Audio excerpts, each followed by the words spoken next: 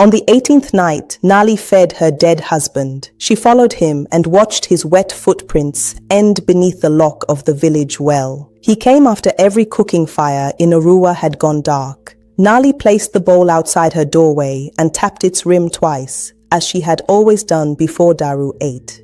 The man wearing Daru's face looked down at the food, but did not turn the bowl before lifting it. Daru had always turned a bowl once.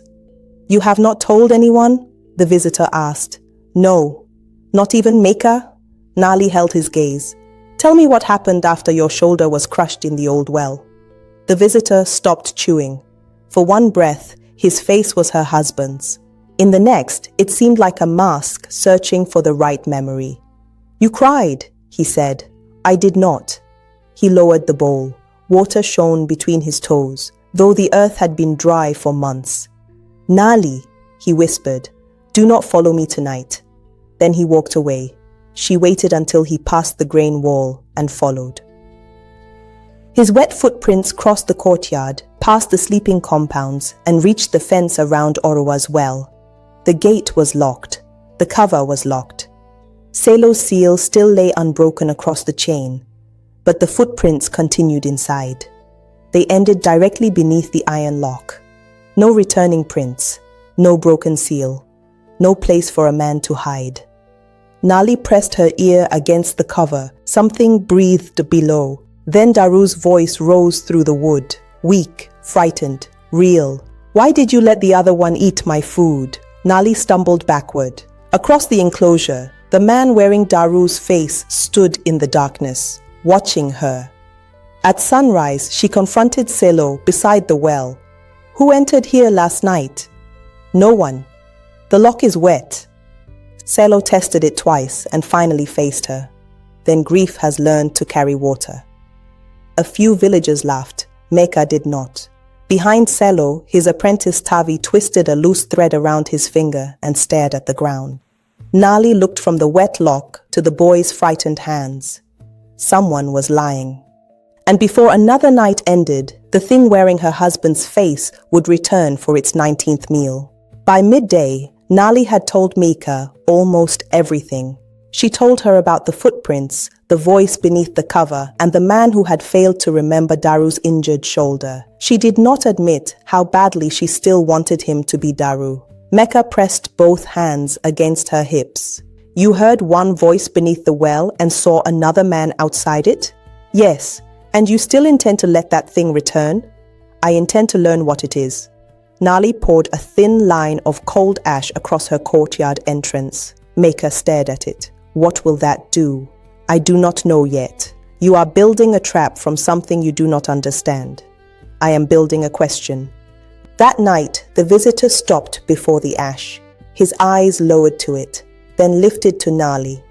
"Move it. You cannot see anything there." "Nali." She held the food behind her. "Come and take it." He raised one bare foot, but did not cross. Behind the grain wall, Meka shifted. Her heel broke the line. The visitor moved instantly. One wet foot landed inside the courtyard. Meka gasped. Nali snatched away the bowl. "You promised to feed me," he said. "I promised nothing. If I go hungry, Daru goes hungry." "Which Daru?" For the first time, he looked toward the well. Then he smiled. "Do not ask questions whose answers will leave you alone." He walked into the darkness. By sunrise, the first bucket struck mud. Women shouted around the well. Children pushed empty jars forward. Farmers demanded that Selo lower another rope. Selo searched the crowd until he found Nali. "What did you do last night?" The question silenced everyone. "Why do you think I did anything?" she asked. "You questioned the lock. Now the water has fallen." A woman raised an empty jar. "My children have not drunk since yesterday." Another voice said, "Ask the widow what she brought upon us." Meka caught Nali's arm. "Not here." As they left, someone brushed Nali's hand. A broken wooden tally slipped into her palm. 18 marks had been cut into it. She turned. Tavi was already walking back towards Selo, twisting a loose thread around his finger. That afternoon, Nali placed food near her doorway without naming its owner. The visitor returned after dark but stopped before the bowl. "Eat," Nali said. "For whom did you prepare it?" "For whoever is hungry." His hand remained at his side. Nali set an empty bowl beside it. "This belongs to Daru." His hand shot toward the empty bowl. Meka stepped from hiding with a wooden pestle raised. The visitor withdrew. Nali understood. It did not need food alone. It needed food offered to Daru. "He is becoming weak," the visitor said. "Let me hear him." "Feed me. Let me hear him first." He leaned close enough for Nali to smell wet clay. "You will hear nothing when I am finished." Then he left. Before dawn, Nali and Meka reached the well enclosure. Tavi was inside, scraping dark mud from the ground. Empty bowls stood beside the wall. Nali held up the tally. "What does this count?" "I do not know." His fingers found the loose thread. 18 meals, she said. 1 mark for every night. Tavi glanced toward Selo's compound. Meka blocked the gate. "He cannot see you." That has never stopped him from knowing. Nali pointed to the bowls. "Did these come from my house?" Tavi said nothing. "Do you wash away the footprints each morning?" His eyes lifted. That was answer enough. "What have you heard beneath this well?" Nali asked. Tavi swallowed. "Breathing, sometimes crying. Once, someone called your name." "Daru?" "I do not know." "You know more than you are saying." His fear hardened into anger. "If you destroy this well, my brothers will drink dust." "I am trying to find the truth." "Truth is not water." Nali showed him the tally. "What happens after the last mark?" Tavi stared at the wood. "There are 3 spaces left." 3 meals, Meka asked. He nodded. "What happens after the 3rd? Tavi backed toward the gate. "Promise you will not open the well." Nali remembered Daru's voice beneath the cover. "I cannot promise that." Tavi slipped past Meka and ran. 3 spaces remained. 3 meals. And somewhere beneath the locked well, the real Daru was already becoming too weak to speak. Before the next dawn, Nali tied a small clay cup to the end of Meka's water rope. Meka watched the empty path. "If Selo comes, I will cough twice. If he comes, run. I did not follow you here to run alone." Nali pushed the cup through the narrow space beside the locked cover and lowered it into the darkness. "Daru," she called softly. "Can you hear me?" For a moment, there was only the scrape of rope against wood. Then a breath entered the cup. "Nali." She gripped the rope with both hands. "What is eating at my house? Do not feed what wears me. What happens when it eats?" The rope jerked. Water struck the cup from below. "Daru? Every bowl takes..." The rest vanished beneath a violent splash. The rope pulled hard enough to burn Nali's palms. She and Meka dragged it back, but the cup struck the inner wall and shattered. A voice came from behind them. "What did you drop into my well?" Selo stood at the gate. Meka coughed twice, far too late.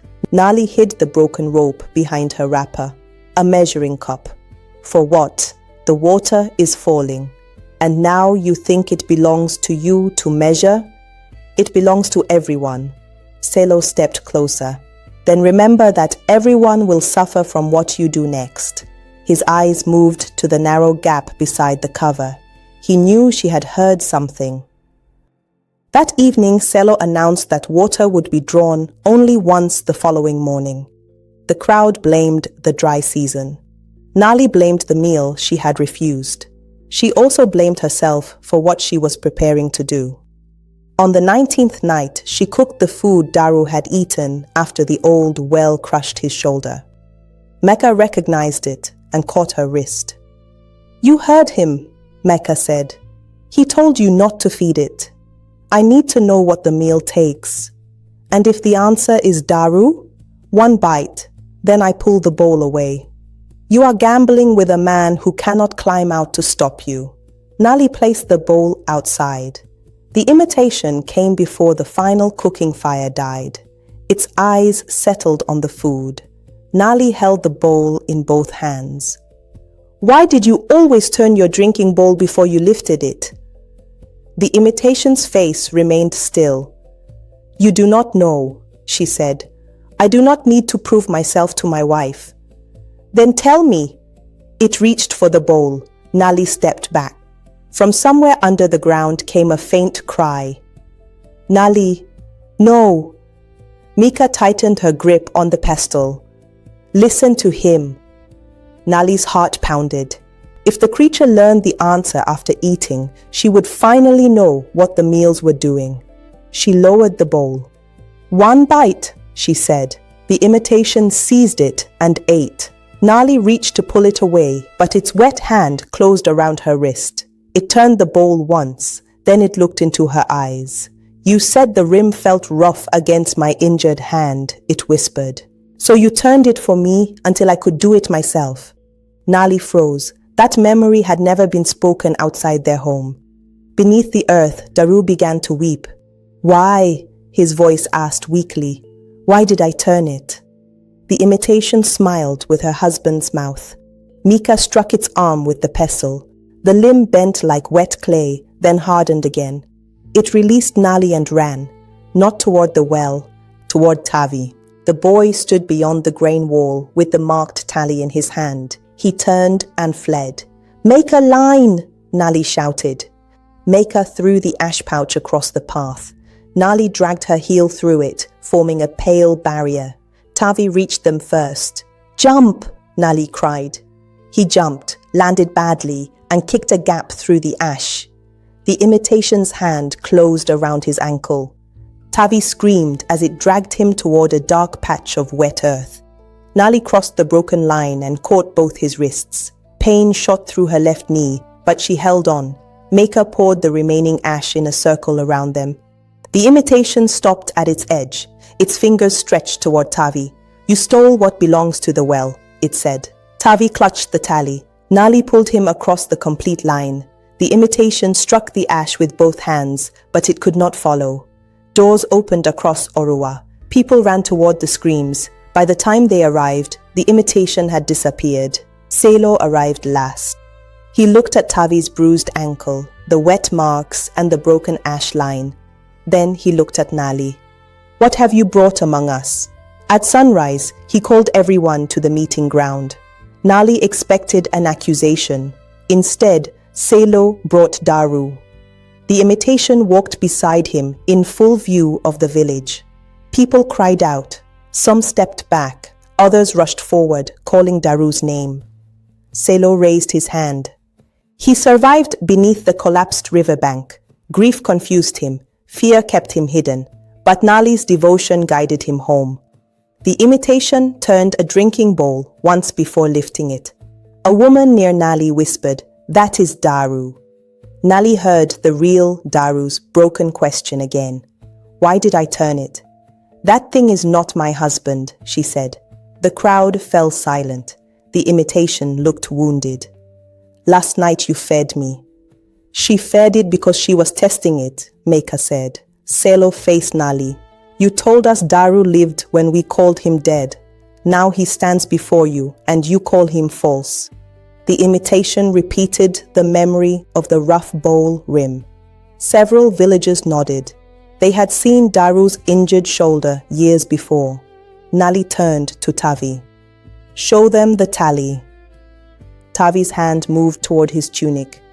Selo spoke without looking at him. "Remember who draws water for your brothers."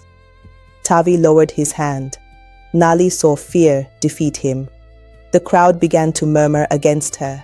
Meka pulled her away before words became stones. "You were right about the creature," Meka said when they reached the grain store. "But you gave it the proof Selo needed." "I know." "You hid your plan from me." "I know." "And Tavi nearly paid for it." Nali closed her eyes. "I know." It was the first time she had admitted the mistake without defending it. That afternoon, she entered Selo's storage chamber through the opening used for grain baskets. She expected to find the key.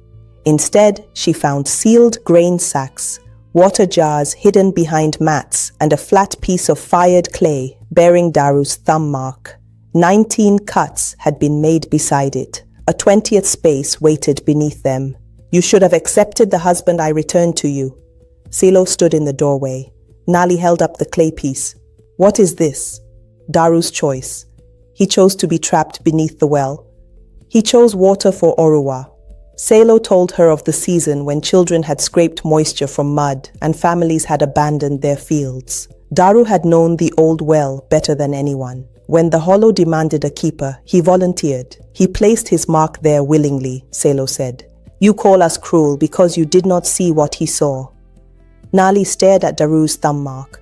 All this time she had believed the village had taken him. Now the evidence said he had walked to the well by choice. He chose them, she whispered. He saved them. He chose them without telling me. Selo's voice softened. Would you have allowed him to go? No. That is why brave decisions are not always shared.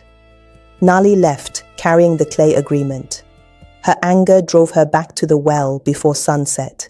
Tavi waited near the drainage gap. His ankle was wrapped and he could not meet her eyes. I should have spoken, he said. Yes. My brothers, I know why you were afraid. Open the gap. Meka stood watch while Tavi lifted the narrow wooden cover. Nali pressed the clay agreement against the opening. Daru, she said, did you choose this? His answer came slowly. I chose one season. Nali's throat tightened. You chose to leave me. I chose to give them time. You decided my life without me. I thought the well would take only mine. Tavi reached through the gap and turned the clay piece over. A second mark had been carved on the back, hidden beneath dried ceiling mud. Meka read the simple cuts aloud. The keeper remains while the hand that feeds his name continues the water. Daru's voice broke. I never saw that. Nali understood. Daru had agreed to surrender his life for one season. Selo and the elders had bound the agreement to whoever continued feeding his name. They had taken Daru's sacrifice and made Nali the payment that followed. What happens after the 21st meal? She asked. My name ends, Daru whispered. It keeps my face. Nali looked toward her home, where the imitation would soon come for the 20th bowl. Until that moment, she had been trying to bring her husband back. Now she knew that saving Daru meant letting him go. At the next morning's water line, Nali refused to prepare the 20th meal. The last bucket came up less than half full. A farmer pushed forward. My seedlings will not survive another day. A mother raised an empty cup. My son is thirsty. Selo faced Nali. You have heard them. I have also heard the man beneath your well. Will his voice fill their jars? Nali had no answer that could make the cup heavier. By evening, the water had dropped below the oldest stain inside the well. Selo allowed everyone to see it. The imitation appeared while a red edge of sunlight still touched the ground. It stopped where the enclosure's shadow began. Fine cracks opened beside its mouth. You see what your refusal does to me, it said. To you, not to Daru. The village will decide whether that difference matters. Selo came to Nali's house before darkness. The 20th bowl will be served at the well. And if I refuse, you already know. After he left, Meka blocked Nali from the cooking fire. Do not do this again. I need the final rule. You said that before meal 19. Nali lowered her eyes. This time I am not trying to bring Daru back. What are you trying to do? Learn how to let him go. At the well, lamps surrounded the enclosure. Villagers crowded outside the gate. Nali carried the meal inside and scattered ash in broken patches around her feet. The imitation watched the bowl. What happens after the last meal? She asked. You stop being a widow. What happens to the voice below? Daru remains. From beneath the cover came a weak reply. Not me. Several villagers heard it. Selo struck the cover with his staff. Old wells make old sounds. The imitation lunged. Nali tipped the bowl away, but part of the food fell through a break in the ash. The creature dropped and scooped it from the ground. Water rose beneath the cover. The cracks in its face closed. Breath entered its chest. For one terrible moment, it looked completely alive. Then it reached with the shoulder. Daru could never move freely. Nali stepped behind an unbroken patch of ash. The creature stopped. "You did not serve the whole meal," it said. "No." The water had risen, but not to its former mark. "What is missing?" Nali asked. Fear crossed its face. Daru whispered beneath them, "The last bowl must be given freely." Nali looked at Selo. He had heard it too. "Tomorrow night," he announced, "the final meal will be served before Oruwa. No hidden bowls, no tricks." "And if I refuse?" He pointed toward the waiting families. "They will know whose choice emptied the well." Meka pulled Nali away. Instead of returning home, she led her beyond the fields to two shallow hollows covered with thorn branches. Muddy water reflected the moon at the bottom of one. "Rain pits," Nali said. "They cannot supply everyone," Meka replied, "but they can keep the weakest alive for several days." She showed Nali a dry channel beyond them. "Water once passed here. If enough people clear the eastern blockage, we may reach the low ground before the pits fail." "You have been planning this?" "I have been answering the question you avoided, not whether the well was wrong. What people would drink after it was gone." Tavi emerged from behind the thorn fence and handed Nali the tally. 20 marks covered it. One space remained. He also carried a strip of hide marked with household symbols. "Selo gives extra jars to families who defend him," Tavi said. "He has more water beneath the storage floor." Meka studied the marks. "The stores, the pits, and strict rationing can give us time." "Time is not water," Tavi said. "No," she replied. "Time lets people dig." Nali faced Meka. "I should have trusted you before meal 19. "Yes?" "I nearly gave it Tavi." "Yes." Tavi looked down at his wrapped ankle. "I am still here." "That does not erase it," Nali said. Before dawn, Tavi pressed Selo's key into soft clay. By afternoon, Nali had shaped a wooden copy. That evening, it opened the enclosure gate. It did not open the well. A second fastening had been fitted beneath the cover. "Selo changed it," Tavi whispered. "I knew you would come." Selo stood behind them, with the real key hanging from his belt. Tavi stepped forward. "I gave them the tally. I know. You taught me to hide what was here. I taught you how Oruwa survives." Selo turned to Nali and showed her the grain token of his office. "Serve the last bowl. Daru will remain beside you. Your household will receive water first. When I am gone, you will hold the key." Meka laughed bitterly. "You are offering her the right to choose the next victim." "I am offering her the power to prevent one." Nali studied the key on his belt, then lowered her eyes. "What must I do?" Meka turned sharply. Selo smiled. "Place the bowl in Daru's hands freely. Tell Oruwa you accept his choice." Nali forced herself to nod. "No ash," he said. "No ash." He left believing grief had made her obedient. Nali uncovered the ash pouch beneath her wrapper. "The false key gets us through the gate," she said. "The real key opens the well." Tavi watched Selo's path. "He checks it twice whenever he stops. Then I will have one chance." Meka held Nali's gaze. "And if the thing looks exactly like Daru?" Nali closed her hand around the copied key.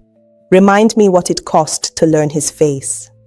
At sunset, on the final day, Nali cooked the same meal she had placed outside her doorway on the 18th night. When the bowl was full, she tapped its rim twice. A second pair of taps answered from the darkness. The imitation stood beyond the courtyard entrance. It tapped an empty bowl twice and smiled. Below the ground, Daru's fading voice whispered, "What was that sound?" Nali's fingers tightened around the bowl. The creature had taken even that. Meka stepped between them. "A stolen memory is not the man who lived it." The imitation looked at her. "She did not ask you." "No, but she asked me to remind her what your face cost." Nali covered the bowl. Beneath the cloth, she hid dry ash. Tavi placed the meal tally inside his tunic. "Selo has gathered everyone. Your brothers, with Meka's people. The hidden stores, watched." Nali picked up the copied key. "Then we finish this. Oruwa gathered around the well beneath a thin moon. Empty jars lined the ground. Parents held tired children. Farmers carried dry stalks from failing fields. Selo waited beside the locked cover with the true key on his belt. The imitation stood at his right hand. When Nali entered, Selo tested the key twice. "You came freely?" he asked. "I came to make my choice." Nali uncovered the bowl and placed it on the ground. Before anyone stopped her, she poured ash in a complete circle around it. The imitation stepped forward and stopped. "More tricks?" Selo asked. Nali broke a narrow gap in the circle. The imitation moved at once. The crowd drew back. Nali closed the gap with her heel, and the creature stopped again. "That is not Daru," she said. "It cannot cross dry ash. It cannot take food unless I offer it in my husband's name." Selo pointed to the empty jars. "Can ash fill those?" Tavi pushed through the villagers and raised the tally. 20 meals. Selo ordered me to count them and erase the footprints every morning. Selo turned on him. "Think of your brothers." "I am." Meka held up the secret ration record. Behind her, villagers dragged Selo's concealed grain sacks into view. "He told you there was nothing," she said. "He kept food and water beneath his own floor." Angry voices rose, but Selo struck the well cover. "Judge me after the dry season. First decide whether your children drink." The imitation reached toward Nali. "Nali, bring me the bowl." Another voice rose beneath the locked cover, weak but unmistakable. "Do not." The imitation stood above the well, while Daru spoke below it. Two voices, one face, one locked well. Selo faced the crowd. "Serve the final meal, and the well remains full. Refuse, and whatever suffering follows belongs to her." A mother near the gate cried, "My child cannot drink truth." A farmer shouted, "Give it the food." Others answered that no life should remain trapped beneath the well. Oruwa did not speak with one voice. Nali lifted the bowl. The imitation told her how Daru rubbed the scar across his thumb when hiding fear. It remembered the first roof they repaired together and the song he could never finish. Nali stepped forward. "You do not have to lose me again," it said. Then Daru spoke beneath them. "If my memory needs your chains, let it die." Nali carried the bowl beyond the boundary and emptied the food onto dry earth. "No more meals." The imitation screamed. Water burst between its fingers.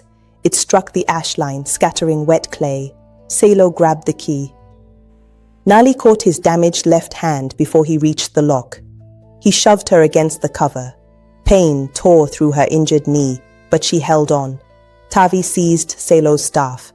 Meka blocked two frightened men trying to close the gate. Nali twisted the key from Selo's weakened grip. "Open that well, and they will curse your name," he said. "Then let them curse the truth." She drove the key into the lock and opened the cover. Water surged upward. Long streams joined the imitation's feet to the well. Below, Daru's shape moved beneath the surface like a shadow under glass. The hollow spoke through the imitation.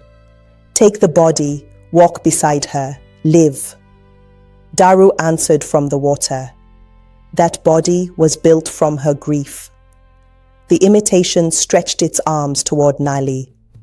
"I remember loving you." "You remember being fed," she said. Daru whispered, "I reject it." The body cracked. Water poured from its mouth, its hands, and every footprint around the well. The hollow pulled the cover downward. Nali braced both arms beneath it. Her knee buckled. Meka caught one side. Tavi caught the other. Several villagers stepped forward by their own choice and helped hold it open. The last water left the imitation. Daru's face collapsed into ordinary clay. The well began to drain. Nali leaned over the opening. "Daru?" His voice was little more than breath. "Stop feeding my absence." Then he was gone. By dawn, only shallow, natural water remained. Some villagers demanded Nali be punished. Others demanded Selo answer for the hidden stores, the false agreement, and every meal he counted. No one celebrated. There was too much work to do. The emergency grain was divided. The rain pits were opened. Water was rationed equally. Selo's key belt was taken, and he was held for public judgment. Nali did not forgive him. She did not ask for his death. She carried an ordinary digging rope toward the abandoned eastern channel. Meka walked beside her. Tavi followed with a hoe. One family joined them, then another, each making a separate choice. Behind them, the old well stood open. No wet footprints ended beneath its lock. Across the dry earth, ordinary footprints led away from it. And if you had stood beside Nali with an empty village behind you, would you have served the final meal?